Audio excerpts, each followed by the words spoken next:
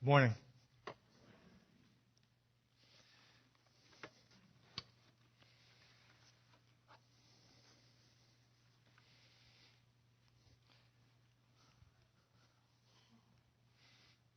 We get to that first slide. When a prison inmate walks from death row to the place of execution, he's called the dead man walking. When Jesus then leaves the upper room to go to the Garden of Gethsemane and eventually to the cross, he is a dead man walking as well. But having a record of the conversation he has with his disciples who are walking with him en route turns him into a dead man talking. And we have the opportunity to walk along with him and listen to what he says as he walks toward the cross. And this morning then, appropriately, he will say, I am not alone. Look what it says in your worship folder. Jesus says, I came from the Father and entered the world. Now I am leaving the world and going back to the Father. Then Jesus' disciples said, now you are speaking clearly and without figures of speech. Now we can see that you know all things and that you do not even need to have anyone ask you questions. This makes us believe that you came from God. You believe at last, Jesus answered, but a time is coming and has come when you will be scattered, each to his own home. You will leave me all alone, yet I am not alone, for my Father is with me. As Jesus looks toward the cross, he sees footprints in the sand. There are three different versions of this poem. I guess the earliest one is from 1936. Each one is a little bit different. The first one is Mary Stevenson. It's on the back of your worship folder, and here's what it says. One night I dreamed I was walking along the beach with the Lord. Many scenes from my life flashed across the sky. In each scene I noticed footprints in the sand. Sometimes there were two sets of footprints. Other times there was only one only. This bothered me because I noticed that during the low periods of my life when I was suffering from anguish, sorrow, or defeat, I could see only one set of footprints. So I said to the Lord, you promised me, Lord, that if I followed you, you would walk with me always. But I have noticed that during the most trying periods of my life, there has only been one set of footprints in the sand. Why, when I needed you most, have you not been there for me? The Lord replied. The years when you have only seen one set of footprints, my child, is when I carried you. Looks back and he sees footprints behind. This is what this poem depicts, very beloved. Looking back over life and seeing God's footprints. This is what happened to Joseph. O'Gorman is doing, if you might be able to see in the set back there, Joseph, big letters, they're doing Joseph and the amazing Technicolor Dreamcoat. And in the story, Joseph's story, he looks back on his life, on his past, and is able to see God's footprints. Look at the passage from Genesis chapter 15, written in the folder. Joseph says to his brothers at the end of his life, when his brothers have come and he has made them take a trip, and they come to him at the end fearing him because he's very powerful and they are not. And here's what he says to them. Joseph said to them, don't be afraid. Am I in the place of God? You intended to harm me, but God intended it for good, to accomplish what is now being done, the saving of many lives. So then don't be afraid. I will provide for you and your children. And he reassured them and spoke kindly to them. The rivalry Joseph had with his brothers was heated, to say the least. It got so bad that they left him for dead. They thought the best of it and sold him into slavery. From there, he was unjustly thrown into prison, encountered all kinds of disastrous things, but then ended up rising to being the second in power in Egypt. Seeing footprints behind helps Joseph deal with what his brothers did. He was able to look at his brothers' hurtful actions. Sometimes you hear people say, forgive and forget. That's ridiculous. And it's not what Joseph does. That's a superficial forgiveness. What he does, he takes into full consideration what his brothers, you intended to harm me. He doesn't gloss that over. He doesn't turn a blind eye at it. He looks at it squarely and remembers what they did. Yet, he goes on to say and to see that not just what they did, but what is happening in the present, and other lives were being saved. And if you know the story, what ends up happening is because of what he goes through, he's in a position to channel food towards Egypt and ultimately towards his family, and to provide a home for them that they would stay in as the Jewish people for 400 years. When he looks back and sees that God's good trumps his brother's bad, in that insight is what is able to help him to forgive his brothers. Their bad was overruled by God's good. And I think that's part of the thing. It's not seeing what somebody else did. It's seeing that what they did wasn't determinative. It wasn't the end of the story. And so Joseph sees what they did, but what he understands, that was bad, but it was trumped by God's good, overruled by God's good. And in that sense, then, he's able to let his brothers off the hook. He can remember what they did, but he can forgive them because he said, you wanted to deprive me of good, but God wouldn't let that happen. And he's doing good things now, so in that sense, he was able to speak kindly to them. When we get stuck in unforgiveness, it's because we naturally believe that their bad removes our good. Think of somebody that gypped you, did something wrong, mistreated you. The sense is that life would be much better now had that thing not happened. And we naturally think that way. And it's tough to forgive somebody when you believe that their bad trumps any chances for good. If you are an icy forgiveness person, some of our unforgiveness is icy. We don't get mad. We withdraw. Become icy and cold. Others of us are not really icy in our forgiveness. We're hot in our unforgiveness. And if you're icy or hot in your unforgiveness, when we get that way, I think part of the thing is we have not seen the footprints. Sure, they did bad things, and that's not that we excuse them. But those things are not determinative. And that's what footprints means, that God can turn things that are bad into things that are good.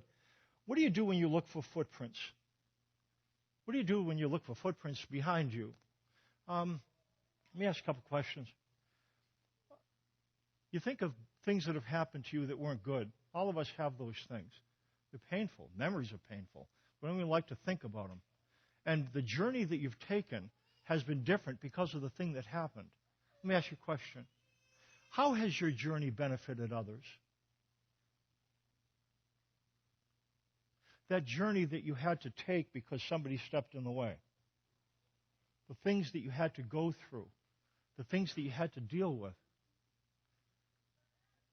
That you wouldn't have had to deal with. That you wouldn't have had to go through. How has your journey benefited others? That's what you do when you look for footprints. How has your journey changed you? Because of what you've had to deal with. Because you've had to stay awake at night. You'd had to deal with pain that you wouldn't have had to deal with. How has that changed you? We tend to look at difficulties with the eyes that beheld them when the event transpired. Look at yourself now. If you could look at yourself in a mirror, how has your journey changed you? I would dare say that when we go through difficulties, it has a way of developing a steeliness. Have you noticed that in you as you look at yourself? Because of what you've been through, there is a determination in you, a steeliness, an ability to go through things and to stay committed to them that you wouldn't have had you not gone through the difficult things. Have you noticed what your eyes do when you see the pain of other people? Have you noticed how your eyes soften? Have you noticed the compassion that you extend towards somebody because you know their pain? Do you know what your steeliness looks like? Do you know what the compassion in your eyes looks like? It looks like Jesus. That's what he was like. He was steely. He was tough. He could do the right thing. But he was compassionate. That's what you do when you look for footprints. I remember I was in a prayer retreat, And a question was posed to me at this prayer retreat a long time ago, almost 30 years ago. And this guy asked, what did I get from my parents? Here's the question. What did God develop in my life through my parents? And it was an odd question. I had a pretty good upbringing, but my spiritual journey took a dramatic turn at college. And I was going in this direction, and then I went in a different direction. It felt different to me, and I kind of had disconnected my parents from God. I felt like, so that's how they raised me, and then I discovered the truth, and then the question caught me aback. He said, what did God give you through your parents? And immediately, it didn't take me a second. And I started to tear up. I know what I got. I got a sense of tenacity. I could see it, but I never made that connection. Can I ask you that question? None of us have perfect parents. Some are less perfect than others. And you might have a difficult time remembering your parents. What did God give you through your parents that helps you to glorify Him?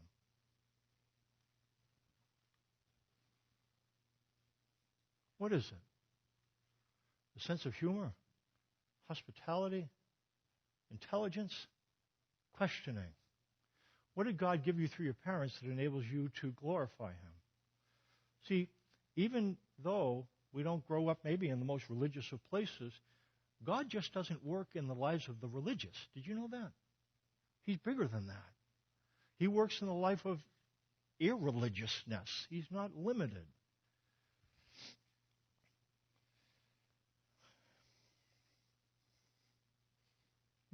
Mistreated by others.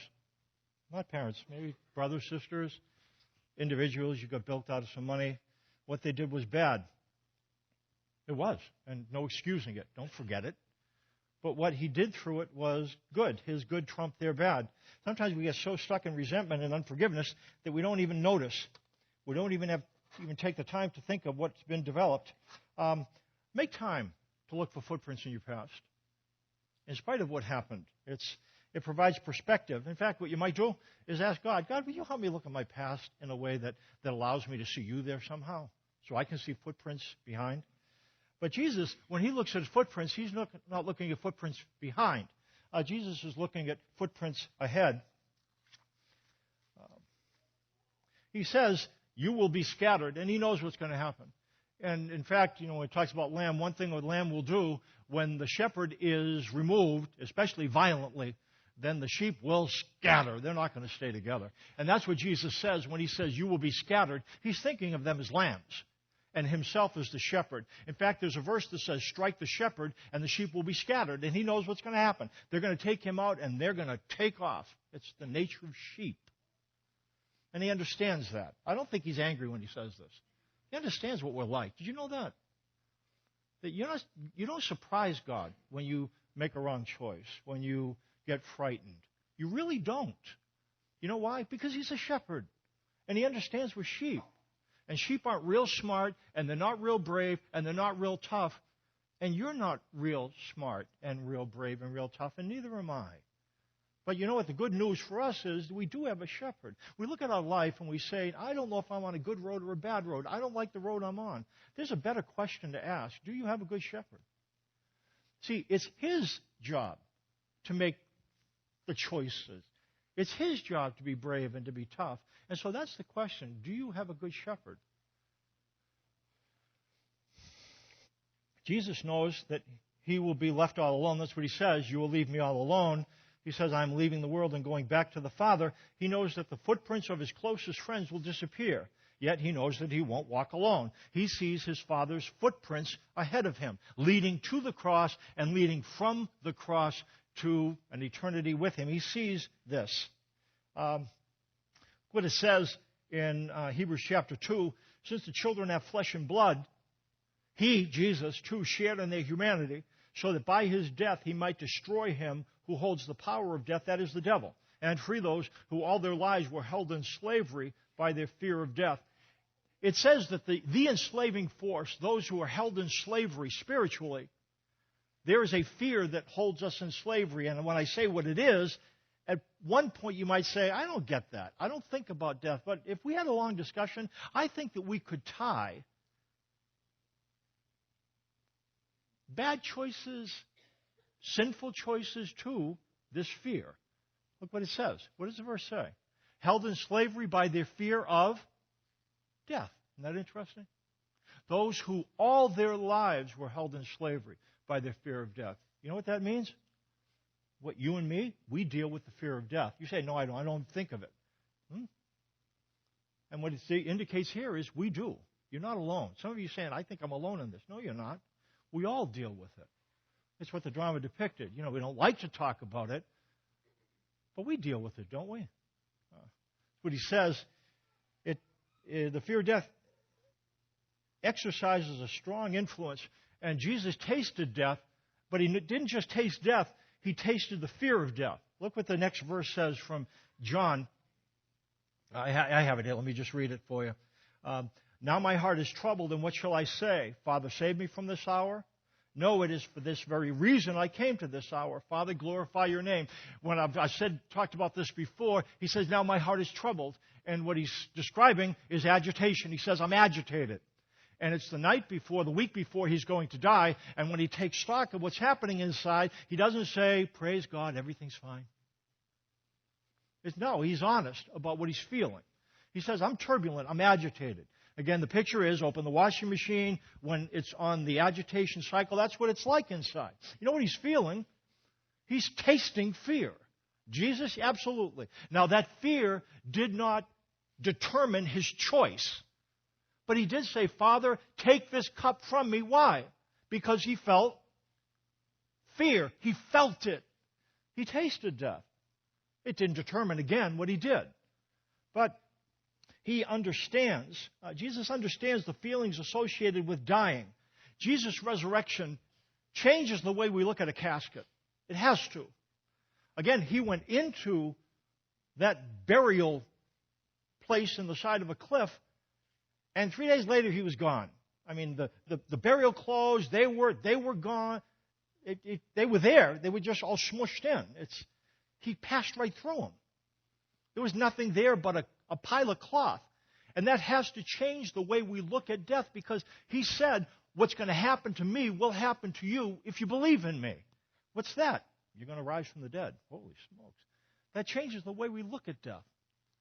However, it doesn't mean that it's unspiritual to feel fear when we think about dying. Jesus knew he was returning to the Father. However, he felt agitation when he faced his own death. And it's natural to feel a lot of different things when you think about dying. For inside to be like a washing machine. And if you're in touch, if you really put your finger in and deal with it a little bit, in a quiet place, don't let the noise and, oh, I got to get going. Whoa, look at the time. If you think and make room for it, I think you'll find that it's something that we're all aware of. Now look what Paul says in terms of what it is. Now, it's on the sheet. Now, we know that if the earthly tent we live in is destroyed, we have a building from God, an eternal house in heaven, not built by human hands. It seems to indicate then that death is like moving out of a temporary structure. This is like a tent or a temporary apartment. And death is moving out of a temporary tent or shelter into a permanent one. Goes on. Meanwhile, we groan, longing to be clothed with our heavenly dwelling. Because when we are clothed, we will not be found naked. Death is not only like moving out of a temporary dwelling, it's like changing clothes. It's like taking off one set of clothes and putting on another set of clothes. This set of clothes doesn't quite fit. This set of clothes fits perfectly. And that's what death is. It's moving out and moving in, unclothing and being clothed. Then he goes on, for while we are in this tent, we groan and are burdened, because we do not wish to be unclothed, but to be clothed with our heavenly dwelling, so that what is mortal may be swallowed up by life. You know what he's saying? That if you put an ear to deep inside of us, you know what you're going to hear? Again, it's not audible.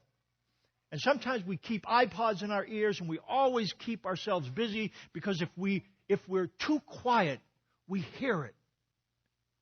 Groaning. Oh.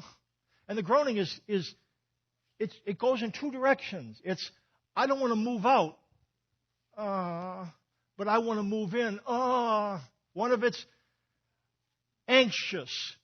I don't want to die. I don't want to die. I don't want to struggle for my last breath. I don't want to feel the pain that accompanies that.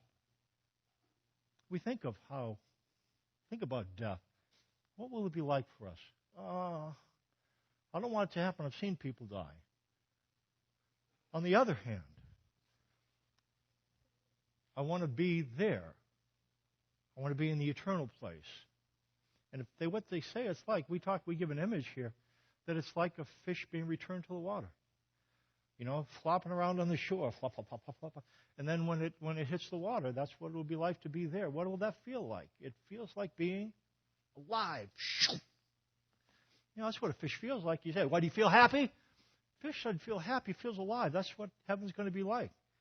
We'll feel alive. It's kind of, I'm functioning, I'm hitting on all cylinders here. Goes on, though, it says, now it is God who has made us for this very purpose and have given us the Spirit as a deposit guaranteeing what is to come. Death is being swallowed up by life. The drama equated dying with being born. You know what? If you think about it, let's stay on this for just a second.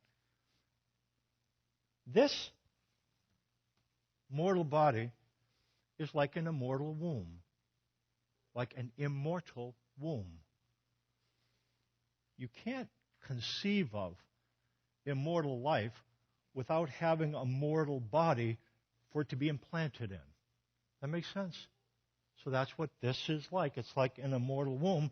And immortal life is conceived and incubated as we receive Jesus' Word and remain in it. And as we make room for His Word, as we incubate a relationship with it. As we listen to it, it's like what happens to a fetus in the uterus. But this is immortal existence.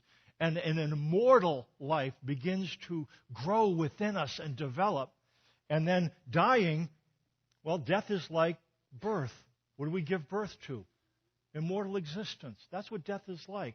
With this immortal existence that has been incubated. At death, it's birth. That's why passing through the birth canal and dying, it's a similar kind of issue. Scary, but I don't want to do it, but I want to get on the other side. We're going to be swallowed up by life on the other side. And we will exist then, when Jesus comes back, we will be immortal spirits implanted within immortal bodies. And that's how Jesus lives right now. You know, He came and He wasn't a body, was He? He came and the Spirit made Mary pregnant. And then, so Jesus came, but He didn't come in a body. He was planted in. But then when He left, did He leave His body behind? Answer? Are you saying then that He left earth in a different form than when He came? Is that true? Is that true? Yeah, it is. He came as a spirit. He went as a spirit within a body. And you know what? He is the first of a race of people that will be eternal spirits within immortal bodies. That's what He says is going to happen to those who believe in Him. And will be swallowed up by life. And death is not going to be cold and dark and scary on the other side. That's what it will be like. Jesus' footprints behind, but Jesus, He saw footprints ahead, but Jesus also saw footprints beside. We can see God behind. You know, sometimes we can look in the past, and some of you can look in the past and say, I see how God orchestrated that, and we can look and see God in the future, and we say, I can see how God's going to work all that out. But I think, is it for you the most difficult thing is to make the connection to when? Today. Oh, I can see what He did then. I can see what He will do in the future. But today, we have this capacity to kind of erase it. It's like there's a river coming out of the past that's God. He'll flow into the future, but He doesn't flow through the present. But He does flow through the present. And that's what Jesus sees that footprints beside. He knew that His Father was walking beside Him. He said, my Father is with me. I am not alone. And there are then footprints that will be with us when we walk through the valley. You know what a valley is? A valley is a place that cuts off view. You know, when you go into a valley, sometimes when you head to Yankton, go on 46, you go into that Valley of Irene, that little village. You don't go fast through it.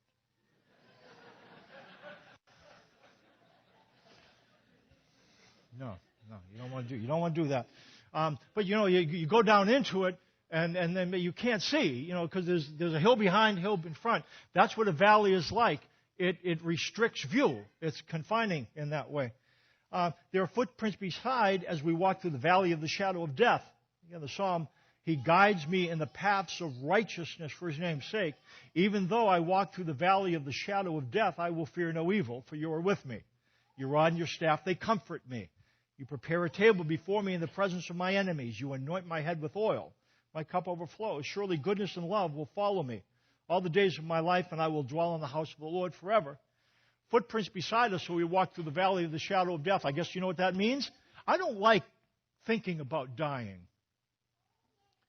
But I wonder what it will be like to have Jesus walk with me through it. You ever thought of that?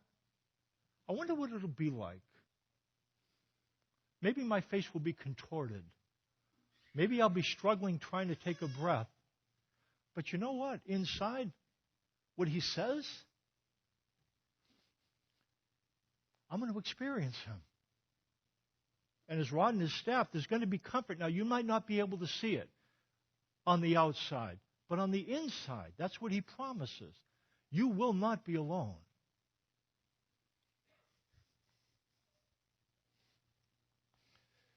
There are footprints beside as we walk through the valley of Baca. Baca means suffering. Look what the verse says. Blessed are those whose strength is in you, who have set their hearts on pilgrimage. As they pass through the valley of Baca, that's suffering, that's what the word means. They make it a place of springs. The autumn rains also cover it with pools. They go from strength to strength till each appears before God. God gives strength to go through difficult valleys, not around them. God's not going to help you go around difficult things. You're going to go through them. You will go into valleys.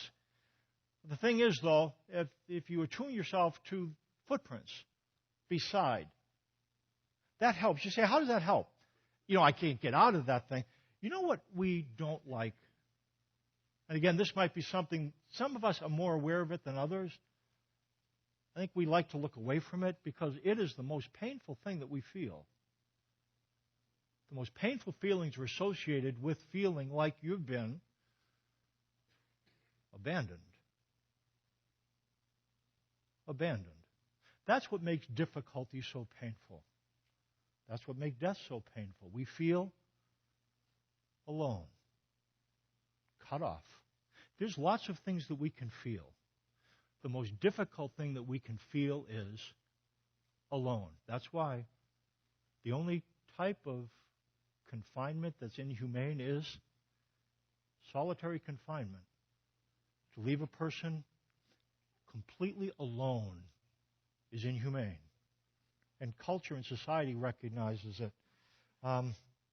Feeling abandoned triggers strong, overwhelming emotional reactions. You know what happens to an infant?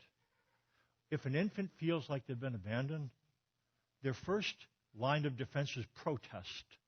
They will become angry and they'll cry out loud. And if that infant cries and its cries are not heeded, it's left alone, inevitably it will stop protesting, and protest will lead to despair.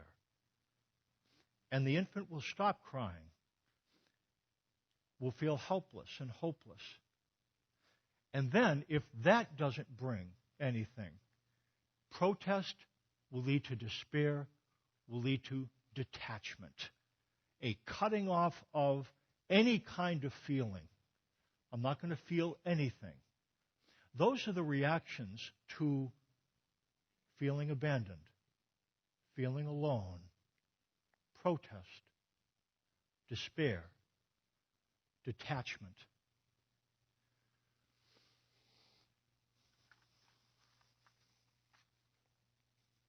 Do you identify those feelings in yourself? Does it surprise you how angry you get?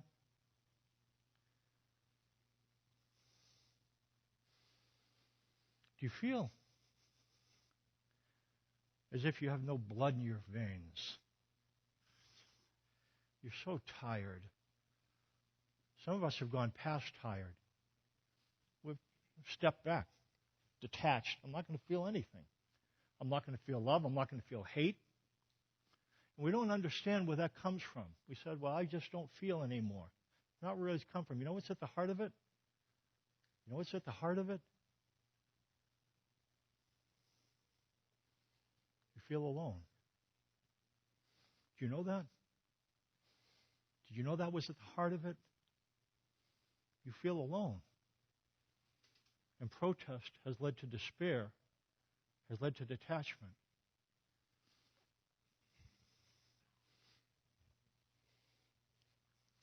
You're acting like you've been abandoned.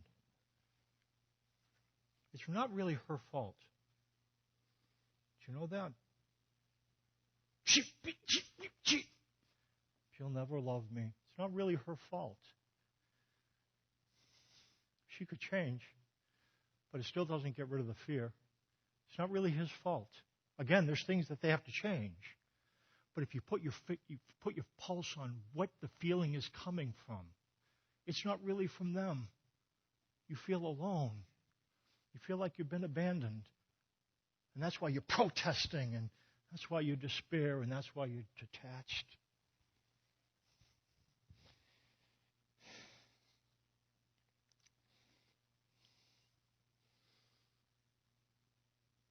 You say that to yourself. I'm alone. Yeah, I'm sitting next to my husband. I'm sitting next to my wife. I'm sitting next to my parents. But they don't know me. And he doesn't know me, and she doesn't know me. Nobody knows me. Everybody I thought would walk with me hasn't. I am alone. No, you're not. You just think you are. You haven't seen the footprints.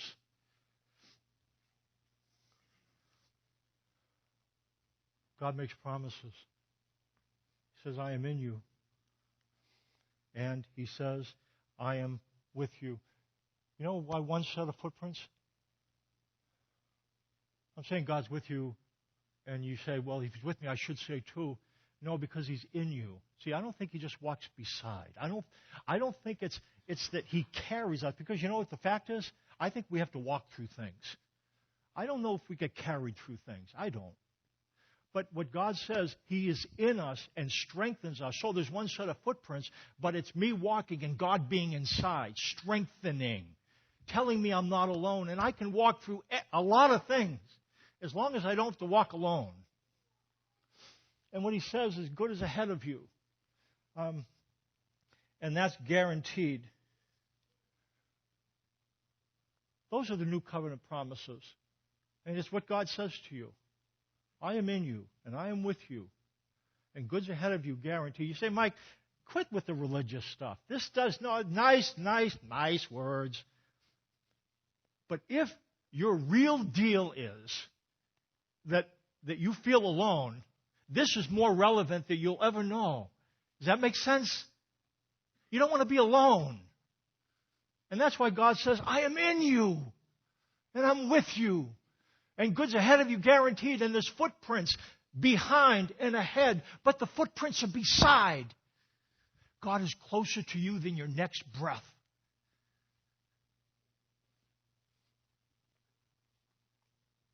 You know what this means? You are not alone.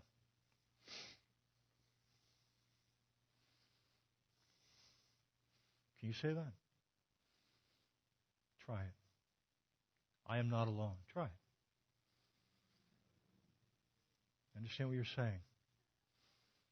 You feel alone. What's the truth? I am not alone. Say it. And you know why you're not alone? Because God promises that he will be in you and with you. And good will be ahead of you, guaranteed.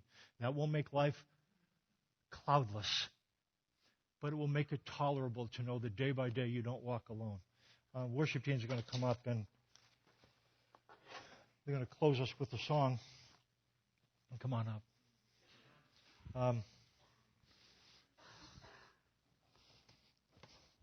I got a few things to say. And you're not alone. Neither are you. You're not alone. You know that? You know that you're not alone? Do you know that? You're not alone. Neither are you. You're not alone. Neither are you. Neither are you. You're not alone. You're not alone. You're not alone. You're not alone. Neither are you. Neither are you. You're not alone. You're not alone. We're not alone.